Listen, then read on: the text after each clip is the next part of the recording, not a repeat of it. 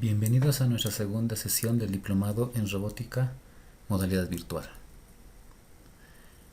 Bien, estamos en el módulo 1, Diseño y optimización de procesos mecatrónicos. Mi nombre es Álvaro Flores y el programa para hoy es, primero veremos aspectos de diseño mecánico, veremos las etapas de diseño, haremos una introducción a la resistencia de materiales, veremos conceptos básicos como la electricidad, relaciones entre magnitudes físicas, tipos de cargas, restricciones, veremos un concepto muy importante que es el factor de seguridad y haremos una introducción a los elementos finitos.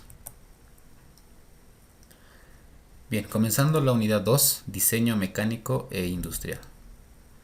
Empecemos por el diseño mecánico. Bien, el diseño mecánico en la rama de la ingeniería se encarga de dar figura, dimensiones, características, técnicas y tecnologías de producción para poner en marcha dispositivos o máquinas desempeñando funciones determinadas. Actualmente el diseño mecánico es muy importante ya que está vinculado a la creatividad y la evolución tecnológica.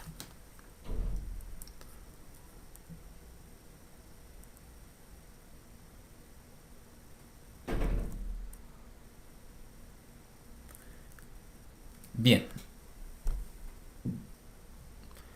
los que trabajan en el diseño mecánico deben conocer los fundamentos operativos de las máquinas y sus elementos para después desarrollar métodos mecánicos competentes, para realizar tareas que posibiliten construir, acoplar, experimentar elementos de unidades que compensen determinadas necesidades personales y grupales. Bueno, la ingeniería mecánica, para tener una mejor comodidad de los colaboradores, se desarrollan paquetes de software para los análisis y diseños mecánicos. En la lista que pueden ver es una lista de algunos softwares populares entre los que realizan o los que participan, los que estudian la ingeniería mecánica y sus ramas. Son algunos software que se utilizan y también estamos utilizando nosotros, como en el caso de MATLAB, SolidWorks. Vamos a utilizar también algún programa para diseño para mecanizado asistido por computadora. Bien, en cuanto a las etapas de diseño, se tienen básicamente 5 etapas. La primera etapa sería la conceptualización de ideas, es decir, tener un concepto del proyecto, el diseño, mejora o el estudio que se quiere realizar para los requerimientos o fines de nuestro proyecto. Acá vamos a utilizar el ejemplo de una máquina, de un tractor.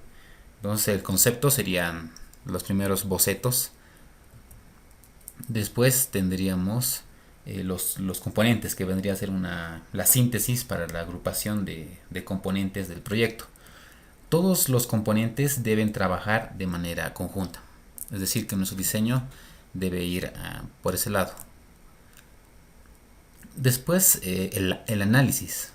El análisis de los elementos finitos, de los componentes del sistema y en varios estudios, ya sea individual o en su conjunto.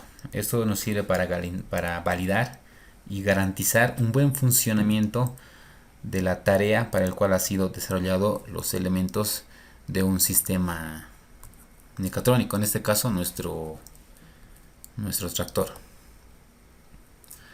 Otra de las etapas, luego de hacer los análisis y los estudios, vendría a ser la etapa de los costes, que es la evaluación de los costes de producción, costes de insumos. Luego tendríamos la representación y la creación de los planos de nuestro proyecto. Una vez ya hecho todas las evaluaciones anteriores, ya se puede realizar los planos y el proceso también ya de producción en masa. Y bueno, ahora lo que vamos a hacer es hacer una breve introducción a grandes rasgos de lo que es la resistencia de materiales, algunos conceptos muy importantes que son necesarios para poder realizar los análisis, que sería una de las etapas, la etapa 3 del diseño mecánico. Bien, la resistencia de materiales es una disciplina que estudia las solicitaciones internas y las deformaciones que se producen en un cuerpo o estructura sometida a cargas exteriores, lo cual puede provocar la falla de la misma. Y es imprescindible en estructuras civiles, proyectos industriales, mecánicos y demás otras áreas. La diferencia entre la mecánica teórica y la resistencia de materiales radica que para esta lo esencial son las propiedades de los cuerpos deformables, mientras que en general no tienen importancia para la primera. Se puede decir que la resistencia de materiales puede considerarse como la mecánica de los sólidos deformables.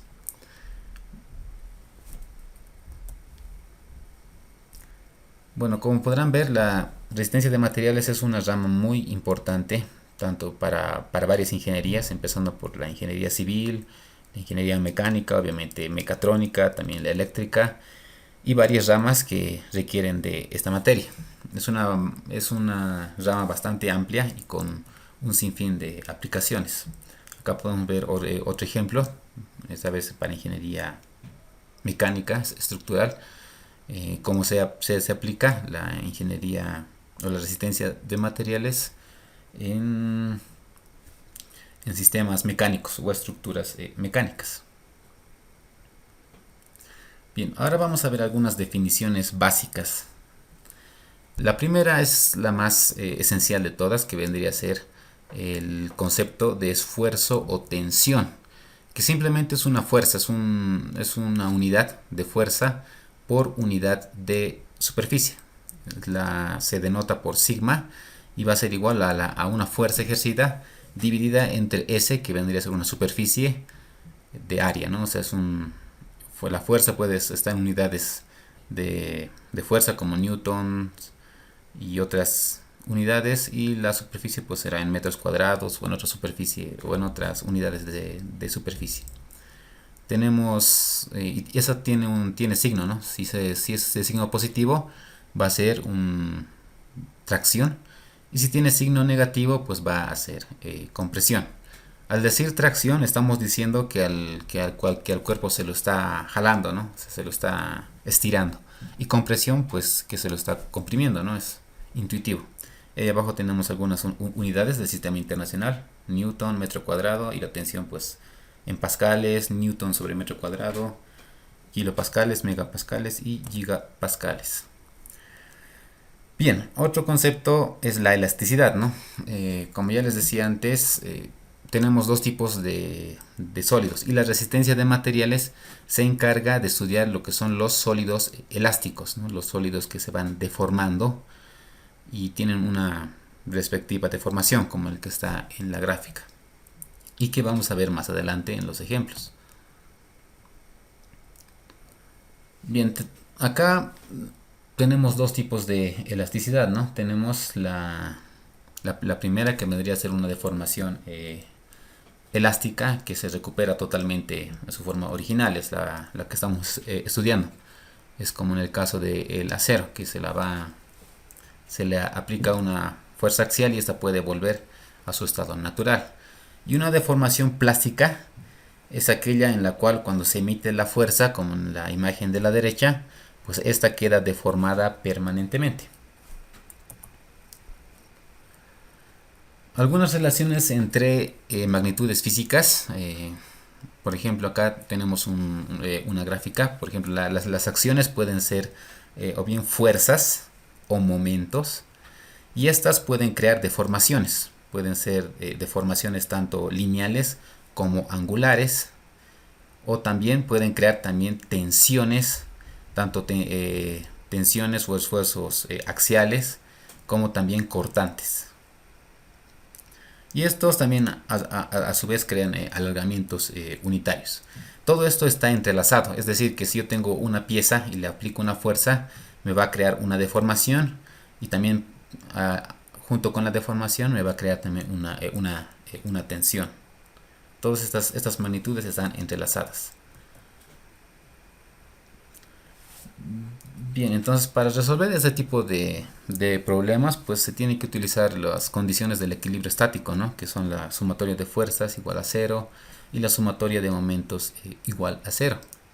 Entonces son esas dos premisas básicas que se tienen en cuanto al equilibrio estático que se hacen en las simulaciones. Tipos de cargas. Acá tenemos algunos tipos de cargas y sus nombres a una pieza. Tenemos una carga de tipo tracción. Ya habíamos visto que cuando se aplican las fuerzas en el sentido que se muestran en la imagen, va a ser positivo si estas fuerzas están jalando, ¿no? Están estirando a nuestra pieza. Pero si las fuerzas fuesen opuestas, pues entonces sería una tracción negativa, ¿no? O sea, sería una acción de compresión, ya que estarían comprimiendo a nuestra pieza. En la imagen se puede ver una tracción positiva, ¿no? O sea, por su nombre es tracción y es una fuerza axial positiva. A la derecha, cortadura, podemos igual ver una fuerza aplicada de manera perpendicular a nuestra pieza y el cual está creando una acción de cortadura y crea unas tensiones cortantes dentro de la pieza. Después tenemos otra carga que vendría a ser la torsión, como podrán ver en la imagen de abajo, y esta es consecuente de un momento, ¿no? Y podemos ver un momento que está torciendo a nuestra pieza. Y la deflexión, que también podemos ver ahí, es una flexión en una viga, el cual está empotrada, o perdón, está articulada en dos puntos, ¿no? Entonces, ahí podemos ver algunos tipos de cargas, no son las únicas. Ahora veamos algunos componentes intrínsecos de la tensión. Primeramente, decir que la tensión pues va a ser es una sumatoria de lo que son las fuerzas tanto normales como también las fuerzas tangenciales. Y estas a su vez van a crear tensiones, son tensiones normales y tensiones cortantes. Y hay aquí algunos criterios tanto para la tensión como una sumatoria de las componentes, ¿no? Tanto de la tensión normal como también de las cortantes. Ahora vemos las restricciones. Bien, esto es bastante importante. Son las restricciones que puede tener un cuerpo. Tenemos varios tipos de restricciones y estos, como su nombre lo dice, tienen el objetivo de restringir, ¿no? el movimiento. Tenemos varios tipos. Tenemos empezando un apoyo articulado fijo, tenemos un apoyo articulado móvil, un empotramiento móvil, y bueno, ahí tenemos las respectivas acciones. Y estos pues van a restringir de alguna u otra manera el movimiento de los cuerpos. Por ejemplo, en el apoyo articulado fijo podemos ver que el cuerpo que tiene un apoyo articulado fijo puede rotar, ¿no? O sea, puede rotar, puede tener un desplazamiento angular, pero no puede moverse. Ahora, en el caso de un apoyo articulado móvil, podemos ver que el cuerpo puede rotar y también puede moverse. En el caso del empotramiento, no puede hacer ningún tipo de movimiento, ni angular ni tampoco lineal, en cualquiera de las componentes. Y el empotramiento móvil no puede hacer ningún movimiento angular, pero sí puede hacer movimientos lineales a lo largo de los ejes.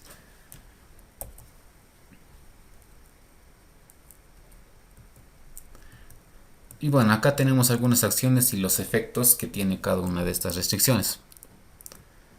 O también los esfuerzos, ¿no? Aquí, por ejemplo, un esfuerzo normal genera un alargamiento, ¿no? O sea, un desplazamiento, un alargamiento lineal. Un esfuerzo cortante va a generar un deslizamiento. Un momento flector va a ser un giro de flexión en un ángulo. Y un momento torsor también va a ser un ángulo de torsión en ángulo. Bien, este es un concepto sumamente importante que es el concepto de la curva tensión-deformación. Ahora, ¿qué es esta curva? Esta curva es lo primero que vemos cuando estamos viendo resistencias de materiales, ¿no? Y este es un diagrama, esta diagrama de tensión de formación es una curva resultante graficada con los valores del esfuerzo y la correspondiente deformación unitaria en el espécimen calculado a partir de los datos de un ensayo de tensión o de compresión. Ahora, en este diagrama se pueden ver varias áreas, ¿no? La primera área sería, o el primer punto, vendría a ser un límite de proporcionalidad. Ahora aquí se observa que desde el origen 0, o sea, el origen o el primer punto, hasta el punto llamado límite de proporcionalidad sigma sub p, es un segmento de recta, ¿no? Es una recta de donde se deduce que hay una conocida relación de proporcionalidad, es decir, que aquí el material se comporta de manera lineal entre tensión y la deformación. Y la segunda zona vendría a ser la zona del límite, bueno, el segundo punto vendría a ser el límite elástico o el límite B, que es el sigma sub e. Entonces esta es una tensión que va más allá del material y es un lugar donde el material prácticamente no recupera su forma original al ser descargado, sino que queda con una deformación residual llamada deformación permanente. Después tenemos un punto de fluencia y podemos ver en F sub S es un punto en el que aparece un considerable alargamiento o fluencia del material sin el correspondiente aumento de la carga. Incluso puede disminuir mientras dura la fluencia. Y tenemos en el punto más alto tenemos el esfuerzo máximo, que es la máxima ordenada en la curva, ¿no? Es la máxima tensión que puede soportar nuestro material. Y el último, el punto K, sería el esfuerzo de rotura, que es el verdadero esfuerzo que genera, o el verdadero esfuerzo para que nuestro material llegue al punto de rotura. Ahora, ¿qué es esto? Y bueno, aquí vamos a ver una pequeña animación de ingeniería mecánica, que es de un ensayo de tracción y cómo se ha obtenido esta curva. Ahí pueden ver una probeta, el cual está siendo sometido a una fuerza axial, ¿no? Pueden ver que se la está estirando. Y esta, mientras se la va estirando, pues va dibujando su correspondiente curva de tensión de formación.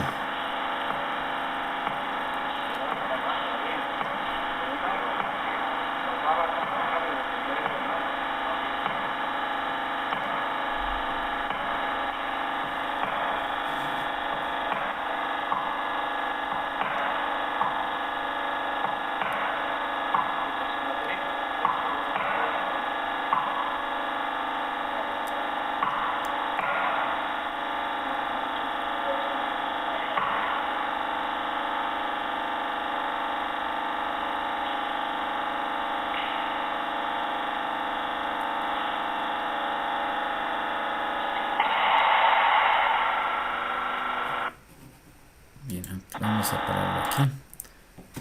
Y bueno, como podrán ver en este estudio, es un ensayo que se hace habitualmente en la universidad o en algún laboratorio de resistencia de materiales.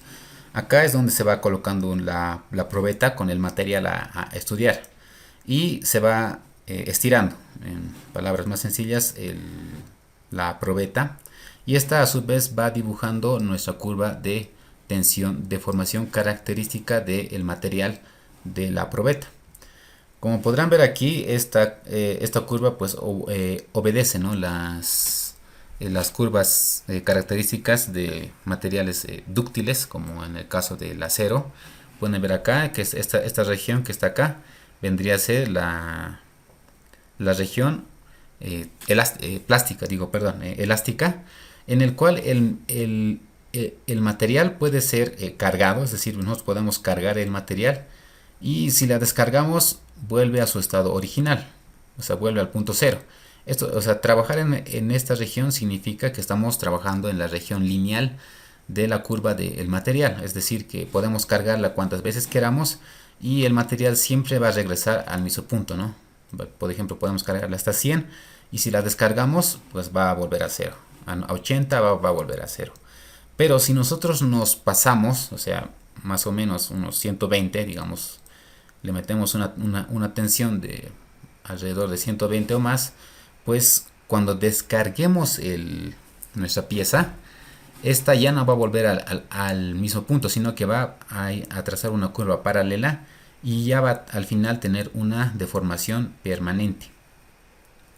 Y va a ser peor cuando pasemos a esta curva, ¿no? Que sea la curva, toda esta región es la región plástica, y pues la deformación va a ser aún más, ¿no? Entonces, y va a llegar a un punto, en su punto máximo, donde prácticamente va a empezar a ceder y a romperse. Entonces, ¿por qué es importante esto? Número uno es porque nosotros vamos a realizar nuestras primeras simulaciones en esta área. Vamos a hacer simulaciones en el área lineal. Entonces vamos a llegar hasta este punto y solamente va a ser hasta este punto, ¿no? Entonces los criterios que vamos a tomar van a ser pues el límite máximo que va a tener nuestro material, ¿no? en la región lineal, que sería este punto, que vendría a ser el sigma máximo de proporcionalidad, o también el de llegar hasta el punto de fluencia.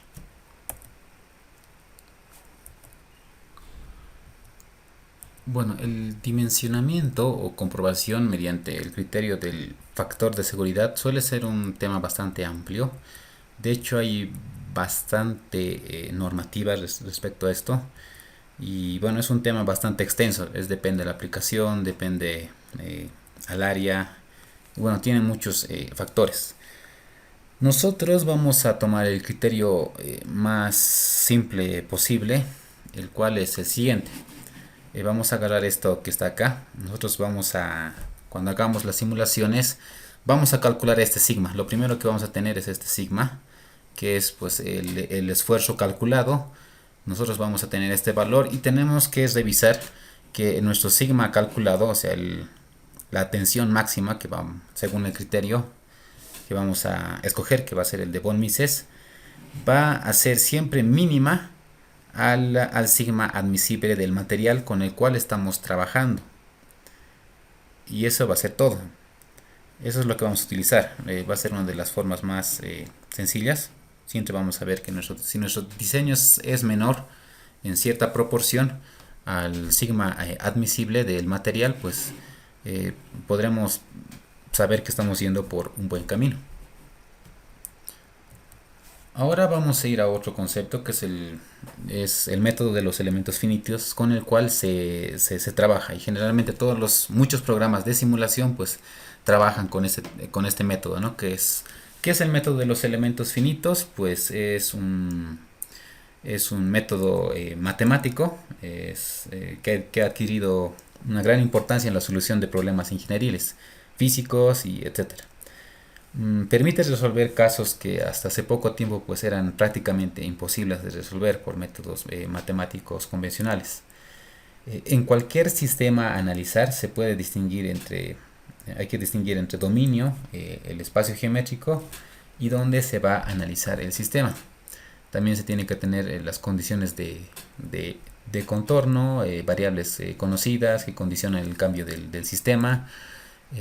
A este sistema, que puede ser nuestro cuerpo de estudio, pues se le pueden aplicar cargas, desplazamientos, temperaturas, voltajes, focos de calor, incógnitas, variables y el sistema que deseamos conocer después de las condiciones de contorno que han actuado sobre el sistema, tales como desplazamientos, sistemas y temperaturas. Es decir, que es una simulación donde nosotros vamos a tener un cuerpo, una pieza o un ensamble, donde le vamos a meter fuerzas. Vamos a meterle fuerzas, tensiones, voltajes, temperaturas, cualquier tipo de acción externa, y vamos a obtener resultados que van a ser desplazamientos, tanto angulares y otro tipo de resultados.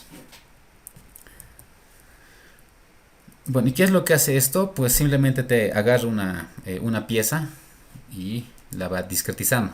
Es por eso que se llaman métodos de elemento finito. Por ejemplo, volver a anterior. Acá tenemos un cuerpo, no es un cuerpo totalmente irregular, un cuerpo complejo. Y lo que va a hacer el software es discretizarlo en pequeños elementos para poderlo resolver de una manera más sencilla. Entonces, ¿cómo es que trabaja este método? Pues este método prácticamente realiza modelos matemáticos de los elementos. Eso ya depende de la simulación que vayamos a hacer. Puede ser un modelo matemático de resistencia de materiales, puede ser un modelo matemático de transmisión de calor, de dinámica de fluidos, y después va aproximando su solución. De hecho, esto es una materia bastante extensa, pero eso es lo que se hace prácticamente. Y eso es lo que hace, ¿no? O sea, tenemos una pieza y lo va discretizando. Y cada una de esas piezas tiene su modelo matemático. Bueno, lo primero que vemos es que tiene eh, algunos pasos, ¿no? Primero se define el problema y el dominio, que vendría a ser la pieza y lo que queremos hacer. Se discretiza, se identifican las variables de estado, tanto las fuerzas, las acciones y también las variables de salida, y la formulación del problema o el estudio que estamos realizando, y el establecimiento de los sistemas de referencia. Bueno, vamos a realizar algunos estudios a continuación. Muchas gracias.